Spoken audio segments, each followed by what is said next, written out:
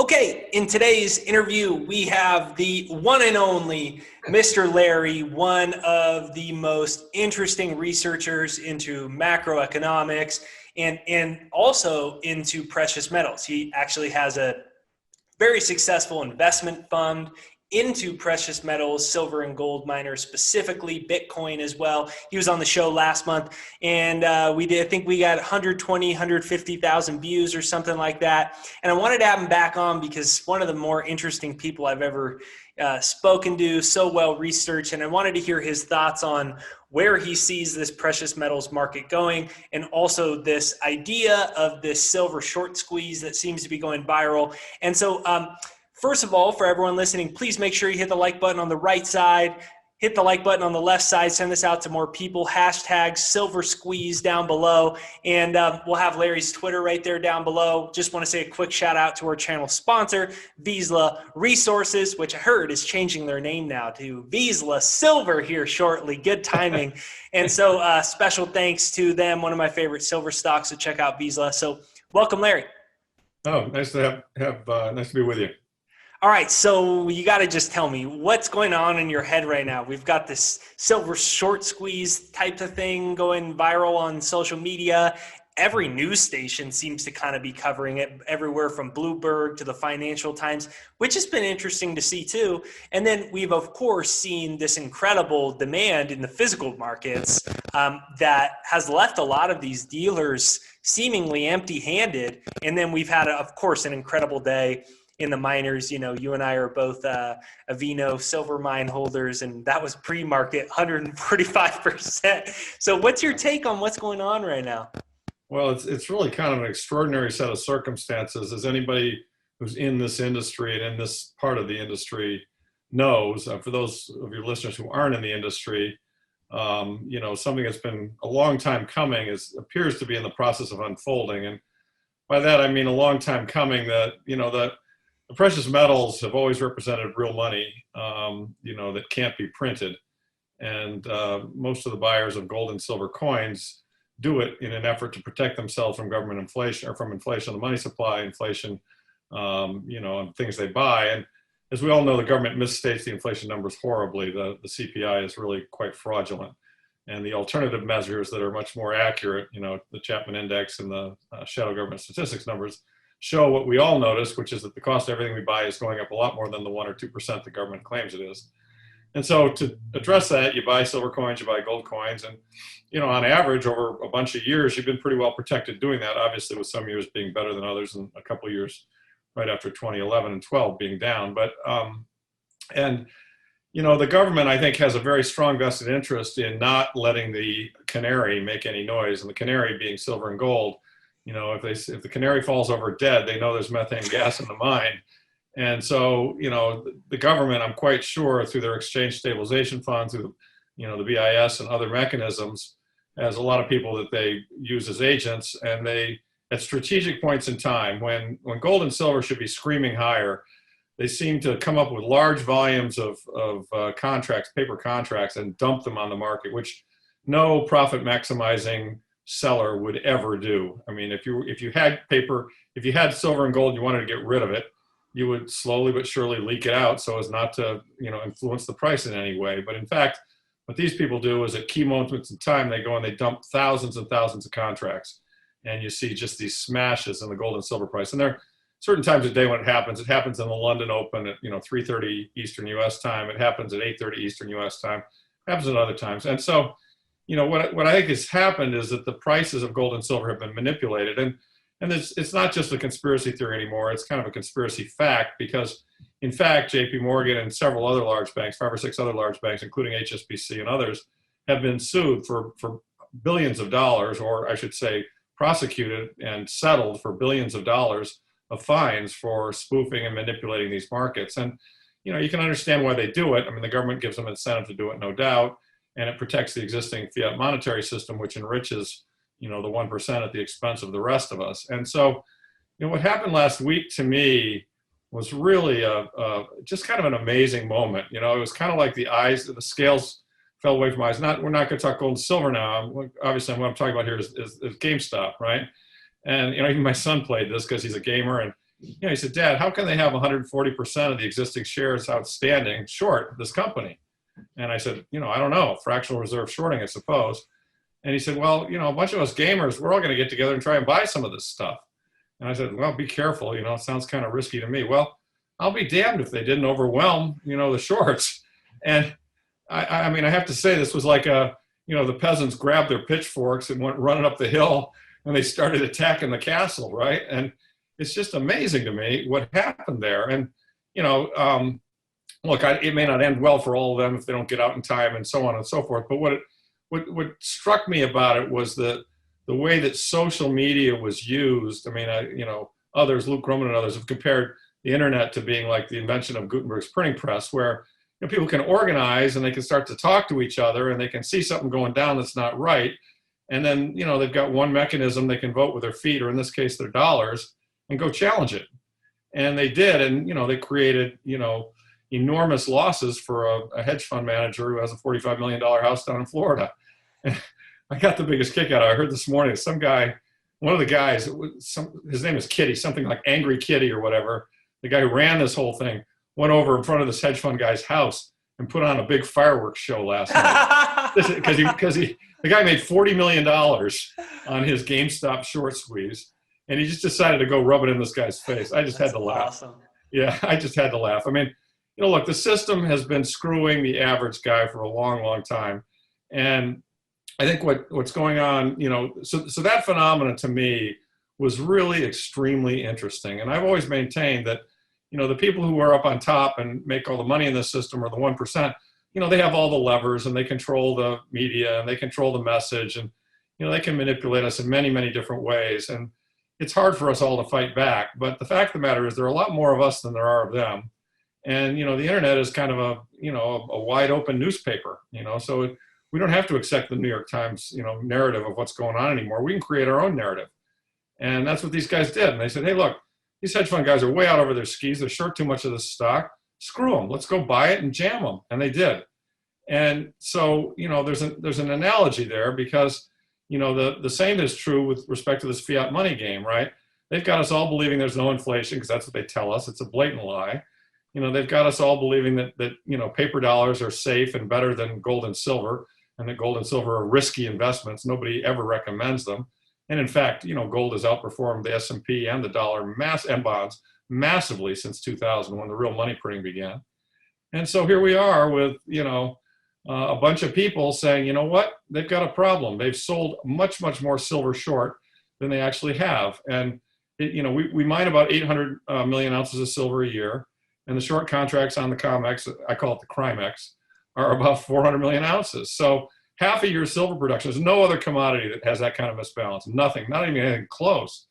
And so, if suddenly everyone starts saying, well, give me some silver coins, the people who are short that stuff, they're going to have a real problem.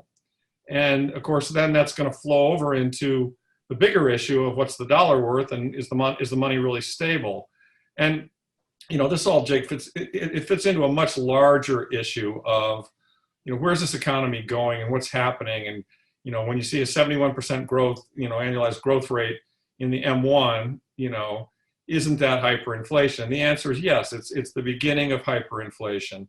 And so that's why Tesla goes up 700% last year. And that's why, gold coin sales last year were 7x what they were the year before. And that's why, you just get these monetary phenomena, which just, kind of make no sense, except insofar as the money is failing.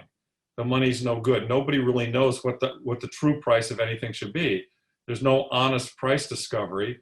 And those things which have been manipulated, the average guy, if he thinks it through, or guy or gal thinks it through, goes, if this is manipulated down, I mean, silver is the cheapest asset on the planet. So this is a really good one to pick. I mean, I'm not saying GameStop's a good company or a bad company, but it is what it is. And I think the play there was that there was a big short and they could squeeze the short. In the case of silver, we've got a short, but we've also got an asset which is extremely cheap. I mean, every commodity in the world is now higher than its price in the last 10, 15 years. And still, silver is still below, 50% below its double peak high of $50 an ounce. It's trading, well, now it's trading close to 30, but it was trading at 25 before this event. So So, it was interesting to me that everyone looked at this GameStop thing and they quickly jumped and said, hey, you know what? If we can jam these people when they're on the wrong side of a market, there's no cheaper asset in the planet than silver. Let's see if we can't jam that. And that's what's going on. And so, look, there'll be tough moments and the other side will counterattack and silver might go down. We're going to be tested. There's no easy money in the market. None, zero. You take your risk, you pay your money, you take your chances. But I think we're on the right side of the tide here. I mean, I have every confidence that silver will be at much higher prices by the end of this calendar year. One of the things they're going to do, almost undoubtedly, is they're going to increase the margins on all the silver contracts. And, of course, just in the same way, I mean, that's another thing that happens. It just drives me nuts. And they did this to me in 2008. They start losing and they change the rules, right? I mean, how'd you like that, right? I mean, all these GameStop people, my son went in and he sold some GameStop at a high price. It came back down. He went in to buy some more. Sorry, he's on Robinhood, of course. He's a millennial, right? No, sorry, you can only own one share. Well, what's that all about? You know what I mean? It's kind of like, oh, you guys are losing. Now you're going to change the rules of the game. And, I had told him, I said, look, look, John, I mean, his name. I said, look, John, the fact of the matter is, yeah, they're going to change the rules of the game because they did it to me in 2008. I mean, I was short the financials in September of 2008. And they came out with a proclamation in September 19. I'll never forget it because I lost a lot of money. They came out with a proclamation that said you can't short financials anymore. So they were losing and they just changed the rules. They did it to Bunker Hunt. Bunker Hunt basically had the silver market cornered. They were short more silver than there was in the world. And he had it cornered. He could have broken the whole system apart or forced them to pay him billions. And they changed the rules on him. And they may change the rules here again, but underlying it all, silver's great because it's really, really necessary in the new economy. It gets used in electric vehicles. It gets used in solar power. It's incredibly cheap. The average cost to mine it is, pretty high compared to what its selling price is. So, it's got a ton of room to run. And so, I'm not selling any. And I expect a ton of volatility. I mean, the comparable period in history is the Weimar period where they had hyperinflation in Germany. If you look at that, oh my God. I mean, look, if you held silver or gold, you were right, but the volatility was unbelievable. It was really, really rough. So, the only caution I would give to people who are thinking of playing this is don't get levered. Don't get too far out over your skis. Don't think this is a one-way trip to riches because it's not. It's a good asset. It's a good asset to hold, and it will go up in value. I mean, hell, even if it only goes to $50 this year, that's a great return. That's a 50% return. I mean, that's the funny thing is seeing these kind of moves. Everybody, I mean, I remember the days when, a 15% annualized rate of return used to be a pretty good thing. I mean, today that's an hour, I mean, right? I mean, if you're not getting 5x your money instantly, people are like, well, I'm not interested. I mean, that's what these guys are all after. And so, you gotta calm down here and just think about what you own, think about why you own it, take a longer term perspective. I mean, I think those people who are playing the precious metals market, silver, gold, and silver and gold miners are going to continue to be very well rewarded because I think that the system, the fiat money system that we've got is slowly but very reliably and surely failing. And so I think the only risk that you've got is that you have a move against you. Look, if the government came out tomorrow and said, we're going to means test Social Security, we're going to cut the defense budget in half, we're going to stop all foreign aid, we're going to, right, we're going to up taxes, and we're going to try to balance the budget, this trade wouldn't work. And we'd be in a lot of shit. We'd get punched in the nose. But, you can figure out what you think the odds of those things occurring are. I mean, I think they're extraordinarily low. So now at some point in the future, they might be less low. And so, these prices might not be as cheap. And so it might be, there might come a time to sell or to lighten up. And I would never say, I mean, one of the things I will note about my millennial son who played this was, he was all in. And I said, what are you, nuts? I mean, this is an extremely volatile thing. Maybe you want to have kind of 10 or 20% of your portfolio in it, not 100%, right? So it's a very interesting time. And I think people need to be careful. I think you need to get on the right side. And I think I've identified and just told you what the right side is. And then I think you need to, carefully play your position bets and buy the dips and sell the rips and all the other, standard investment advice. I mean, it's, there was a rip last summer, everything went up I mean, and the other thing is silver moves first, right? Gold, this is going to happen with gold. Okay, what just happened in silver, and silver's going to continue to run for a while here. I fully expect we'll get to 35, in the next few weeks. Then, and who knows, maybe even 50. That's not clear to me, but, but then it'll back off a ways. And, it's happened last summer. I mean, silver ran up to a nice number about where we are now, and then it backed off significantly. And same will be true with gold. I mean, there are waves up. Everyone gets too excited. There are no new buyers. Some of the people who are hot money jump out, and it comes back in, and so, but if you're in a bull market, and we are for these things, which we are in, it's a buy the dip, sell the rip is the proper operating strategy. Not with 100% of your position, by the way. I mean, what I do is I just trade around them. I mean, I might say I've got a core position that's, 60, 70%, long. And then the other 30%, when it's ripping, I'll let it go. And then when it feels like it's gotten toppy, I'll lighten up a little bit and, prepare to buy it back cheaper. And, because I think they both have a long way to run, it's not even 30%. For me, it's more like 10%. But as we get further along and the values aren't as obvious and compelling, then you have to adjust. But it's a fascinating time. It really is. It really is. So let me ask you then, where do you think this is going if we look just at specifically, we're seeing, I think it was SD Bullion, the CEO, I think he was on Bloomberg today, and he said normally they sell 50,000 ounces on a really good Saturday. On occasion, he said 100,000. But they sold 1 million ounces on Saturday. Right? Yeah, you're giving me data I didn't have. That's pretty amazing. Well, yeah, I'll tag you in that. Yeah, once again, I mean, that shows the power of these social memes. I mean, I saw somewhere that Twitter had, the hashtag was hashtag Silver Squeeze, that there were like 26 million, references of that. I mean, wow.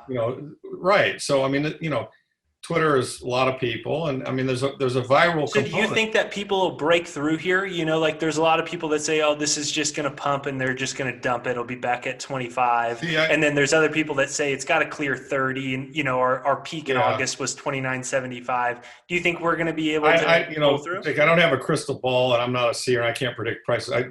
I'll say some things with great confidence. Okay. I don't think we're going back to the low 20s again. That's gone. That's in the rearview mirror. Very, very unlikely if you look at the charts. Okay. I don't think this rip is over. Okay. I think this is the first day. I think we'll have several more days to build, and people will build on it. And a lot of the trend following algos will jump on it. And so my suspicion is that we're going to clear 30 easily. In fact, I think we might have touched it in a few of the markets, but then I think, I see 35 as pretty doable on this run.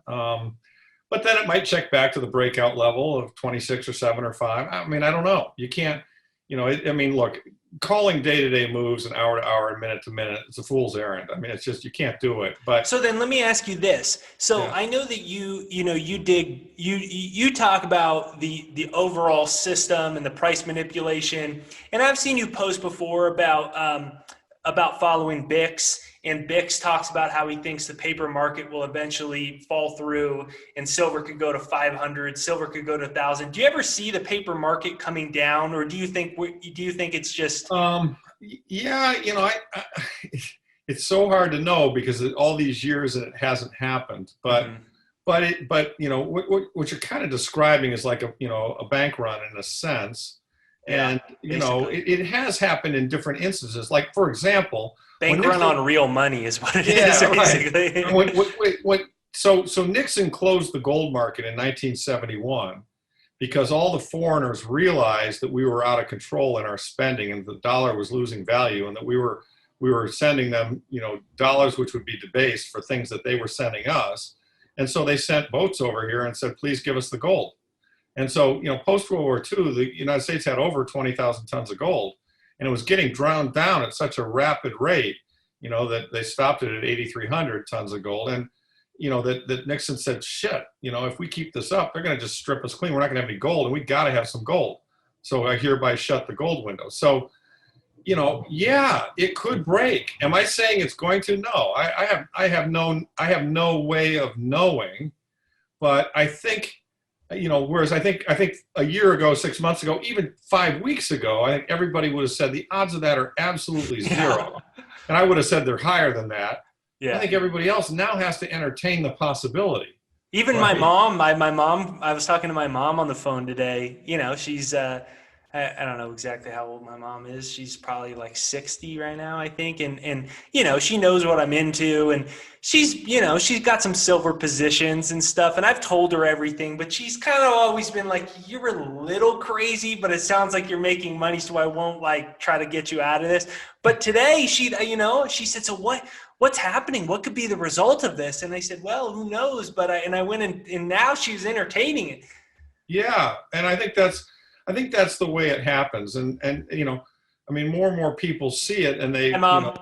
yeah, they get confirmation that their thesis is right. I mean, that's the way Bitcoin is. I mean, Yeah. it's another one. That, I mean, it just went from 10 to 40, and I mean, look, it went from 1 to 19, and then 19 to 3, and everyone said it was dead, and then it went from 3 to 40, and I mean, I think it's in a mid-cycle consolidation. I expect this run to take Bitcoin to 100K. But, I mean, this is the way that bull markets work. And I've been doing this for, 35 odd years. I mean, they climb a wall of worry until more and more. And what you're seeing is just more and more people are coming to the conclusions that we came to. All we did was we got here early, and we could kind of envision what was going on.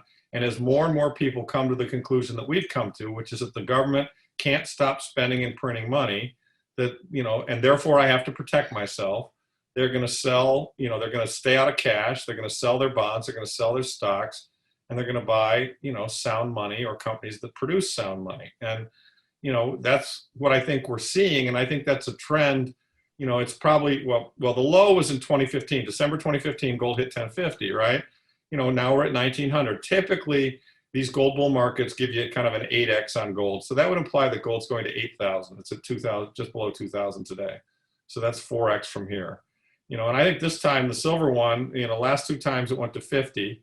In the first of those times it was because of the Hunt brothers squeeze, but in the second of those times it did it up until 2011. It did it generically, and my guess is that silver this time will easily clear 100. And yeah, I could clear 500 or more. I don't know. I mean, I just don't know. But I do know. I mean, this goes back to something I think we spoke about on your last time I was on your show. There's 400 trillion. I mean, this is a round number. Maybe it's 350. Okay, but there's 400 trillion of what I would call financial assets in the world. So that's stocks, bonds, and cash. Every market worldwide, 400 trillion with a T dollars. Okay, there is roughly, and these again, I'm roughing it, $4 trillion of gold, silver, Bitcoin, and gold miners. Wow. So you take all that and you add all, and that's tradable gold. There's more than that in non-tradable gold, but if you add another 4 to that if you melt down all the jewelry. But you say the gold you can buy, the coins and bullion, and we're not going to melt down the religious artifacts. I mean, we're not going to the Museum of Britain to take, Tutankhamun's mask and melt it down, right? So basically, the gold that you can buy, the gold stocks, the silver, and Bitcoin, that's all 4 trillion. So just do the math there. There's 400 trillion of financial shit. There's 4 trillion of what we all would consider sound money alternatives. So that's 1%, okay? So sound money alternatives are 1% of the value of all the other kinds of money. Wow. So now how much of the 400 trillion says to themselves, hey, you know what? This is really not working out so great. Gasoline costs $5 and inflation's eating me alive. And, I'm getting these bonds and they're paying me 100 basis points for 10 years. Or if you're in Europe and you're an institution, you're buying a negative yielding bond, which is just absurd, right?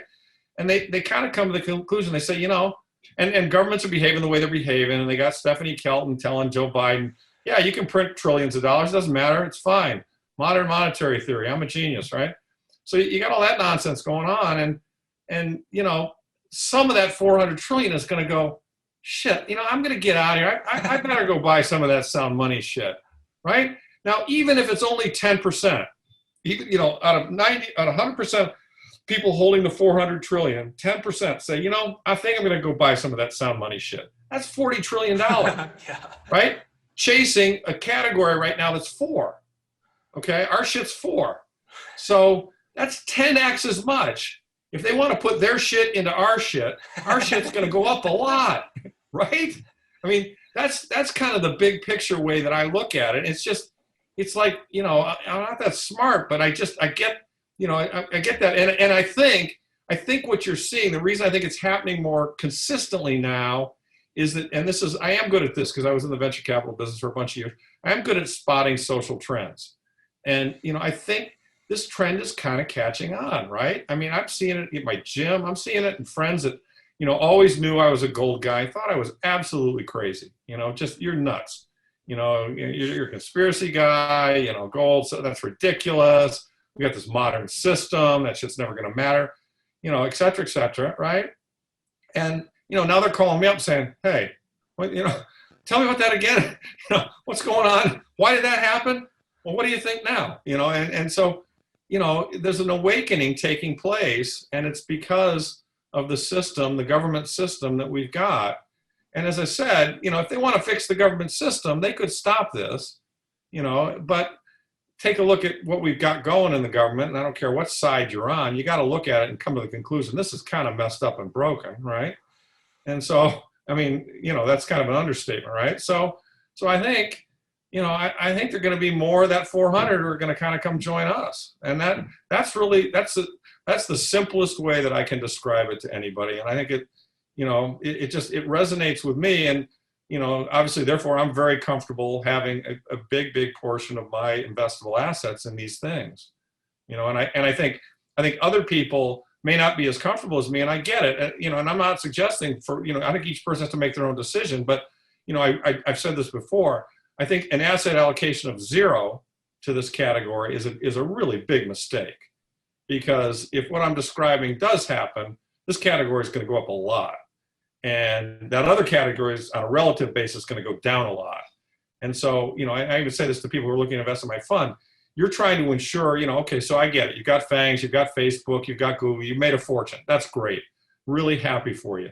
But, you've got basically everything there. I asked, how much gold do you own? 0. How much silver do you own? 0. Well, don't you think that, maybe you should take some of that off the table and put it over here just to create some balance? Because maybe if that doesn't work that well, this will work really well. So my point is, I think everybody has to make their own decision how much risk they're willing to take, but allocating 0 to this category, in my opinion, is not a good move. It's really not. Beautiful. So let me ask you, let's wrap up here. Yeah. Let me ask you, do you use the term awakening, and I really call that, whether you're Democrat, whether you're Republican, whether you're Antifa, whether you're BLM or MAGA, it seems like people are starting to wake up more and more to the majority of this is an illusion, and there's really a 1% financial system that should be the real focus. And do you anticipate this awakening process continuing in 2021? And how do you see 2021 playing out from a broader macro lens? There still hasn't been stimulus passed. There's an awful lot of people that don't have any money. The average American is behind, or not the average American, but the 20% of Americans are behind on their rent, not talking mortgage. And it's an average of $5,600 is what they're behind on. So how do you see this overall playing out here in 2021 in conclusion? Okay. Well, look, I don't have a crystal ball. What's going on in America is just tragic. It's so sad and so tragic. I mean, I can't overemphasize enough how bad I feel about what's happening to so many people. And it's horrible. I mean, with that, I'm actually, somewhat in line with some of the liberals who, are just like, we got to help people. And I really believe that's true. We're a better country than to let everybody in this country suffer. Having said that, I don't think that people are looking at the reason why things are horrible, and they're not focusing on the real problem. And, red and blue are shooting at each other and saying that's the guy who did it. What they don't realize is that the Federal Reserve is what did it, and the collapse of the currency is going to wipe things clean. So how does it play out this year? I don't know. There's some people, very smart people who I respect, like Egon von Gerritz and others who think that, and Alistair McLeod, who literally think it's going to collapse this year. That we're going to have an outright Alistair currency. Does. I just had him on. We're going to have an outright currency.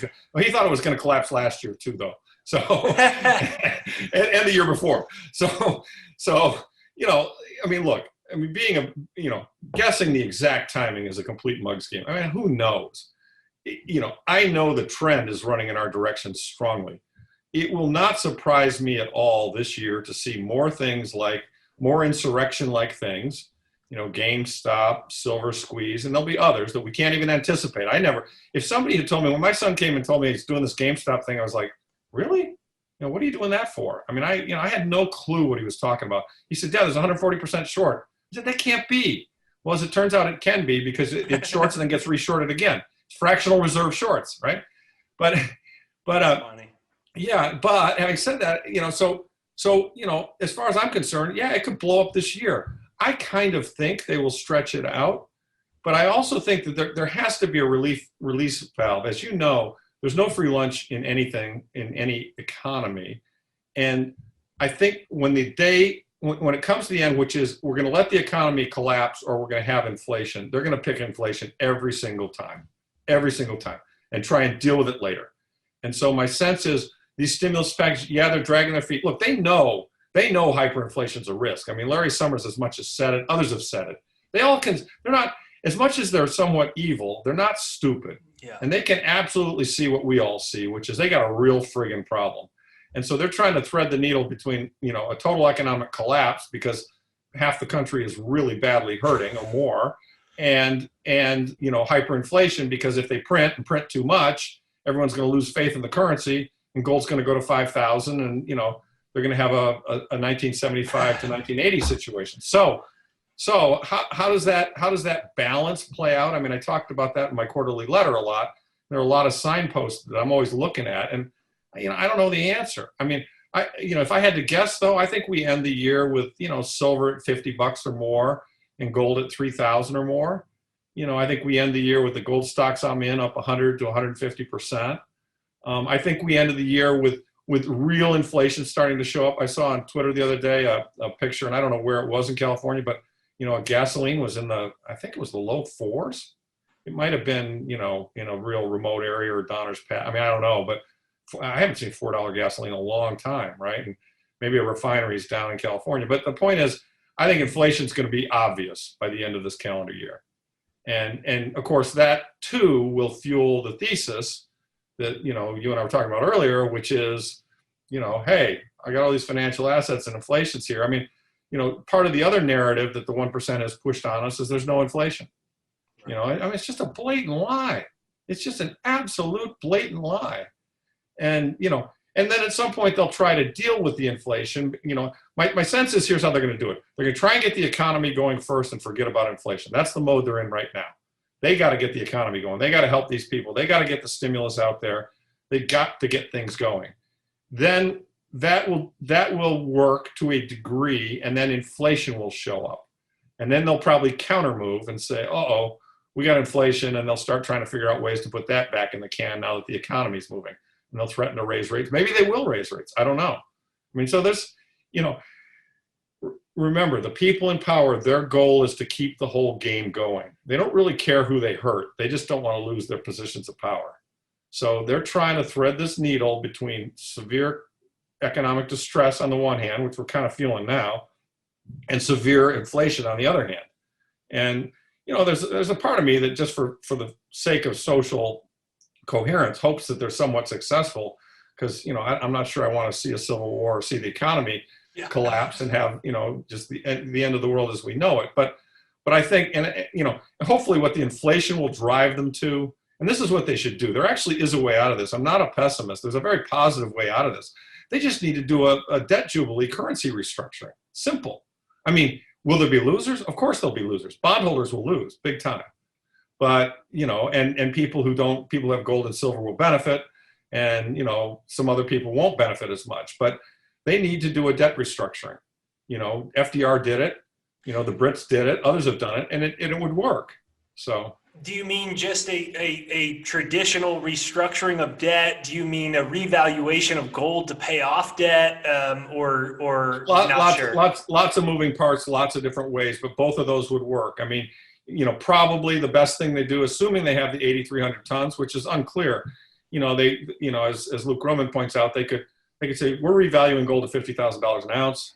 and we're putting that gold in on the Treasury balance sheet, and we're basically that would create $12 trillion that they would then spend into the economy, and then we'd be back on a gold standard, and that kind of incentive would get everything going. Now the whole price structure would go up a whole lot.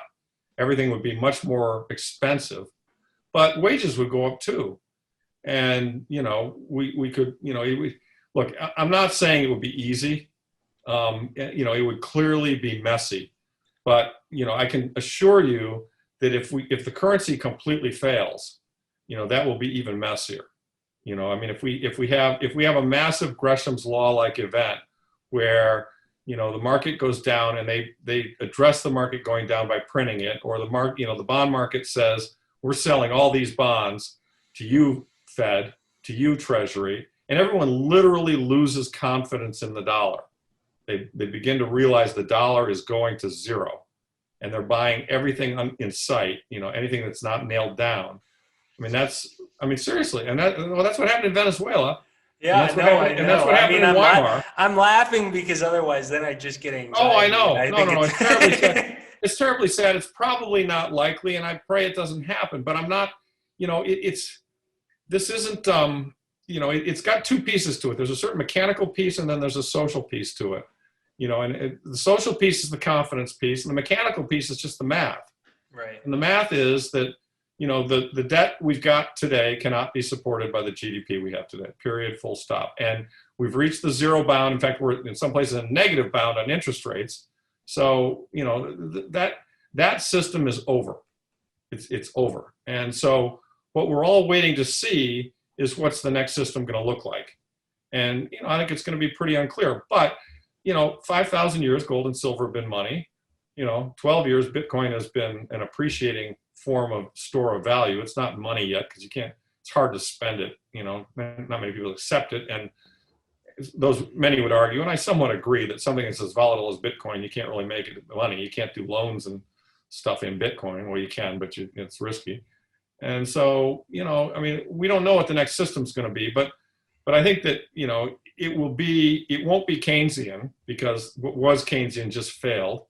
And, with something that's more of a sound money alternative or sound money system, if we don't get into a shooting war like World War II and, kill a lot of people needlessly, all the people and assets will still be here. Now, they'll be in different hands.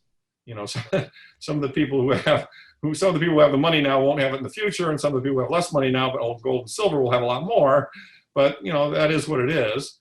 And, then we'll go forward. And, that's why I'm in this fight. I want to see a better world for my kids and grandkids. I think sound money is actually a good economic principle. I also think it's actually a moral issue. It's honest weights and measures is referred to, many, many times in the good book. And I think that, the way we've got the system set up right now, it allows people with financial skills and access to the cheap money. It's the Cantillon effect. They get rich and the rest of us don't get as much. We get screwed. Inflation enhances, people who are rich know how to guard against inflation. They've done it, and that's why they keep getting richer. The rest of us, we just work in the system, and it screws us. So yeah, amen. I appreciate you coming on, and I appreciate your optimism and the message you're conveying. I do have to say, I was getting pretty pessimistic about how things were going to shape out in this last week or two. This awakening, right. Who knows where it goes, but people right. are starting to wake up in mass, regardless of your black or white or Democrat or Republican. The focus is starting to shift to the rightful ways. And so I'm getting pretty excited. That's right. No, it's what happened yesterday. What happened last week with GameStop was another chess move in the populist war that I think just shook the world. I really do. I think it absolutely shook the world. And we're going to see, it even became a verb to be GameStopped. We're going to see more of this. We're going to see more of this. And, the elites have always had the issue of there just are a lot more of us than there are them, and yeah, they got all the levers of power, but boy, they're going to be so badly outnumbered and, and reviled, really. Most of us know how screwed up this thing is. And you think, I mean, these hedge fund guys, this guy with a $45 million house, down in Florida where they're having a party outside it, I mean, those guys aren't going to have that great a life after this whole system, blows up on them, because it's going to be remembered what they did and how they lived and how they made their money and everything else. Yeah, Elon's going to have to get that Mars spaceship ready for them is what I'm Well, I'm not going to go there because there are people who like Elon and people who don't like Elon, and he's got some good qualities and some bad qualities. Yeah. Yeah, I'm not going to Mars. Don't worry. Well, for everyone listening, thank you so much for listening. Make sure that you hit the like button on the right side, right over there, the left side. Let's send this out to more and more people. Larry has an amazing message, an important message. And so I want to encourage you to leave a comment down below. You can comment down Silver Squeeze or anything else that you want. Questions for Larry. I'd love to have him on more often. One other thing, Jake, I would just add, if you go, the best way to follow my thoughts is on Twitter. I'm just at Lawrence Lepard on Twitter. And right after you post this, I will post my Q4 letter, which you can then download and read off of there. And then I'll also post a link to getting on the list. I write a letter every quarter, which describes what we're doing and what we see. It's free, and I won't spam anybody. And you can unsubscribe. It's on MailChimp. And so if after you post this interview, people go to Twitter, they can get that letter and get on the list. And unfortunately, I can't respond to emails. I've got my email box has become unmanageable. I'm getting, especially this week too. Yeah, I'm getting hundreds of emails. If anyone emails me, I don't respond. I'm sorry. I can't keep up with the volume. So yeah, too, if you want, you can give me that link and I'll put it in the YouTube description. But for everyone, head over to Larry's Twitter. If you're listening to this right now, I'll also get the link from Larry to put his letter in there. And so hit the like button, comment down below, and we'll have Larry back on to give us some updates. And we appreciate what he's doing. It's going to be interesting, Jake. Hang on. Oh, I know. Like you said before we went on, I was like, man, I just picked the perfect time to get into the precious metals industry. Yeah, you got into a very interesting segment of the market at the right time. I think there's something to that, though. There's some synchronicity here because you seem very well suited to it. So I really enjoyed talking to you. Thanks. Yeah, me too. I'll talk to you soon, Larry. Okay, we'll see you.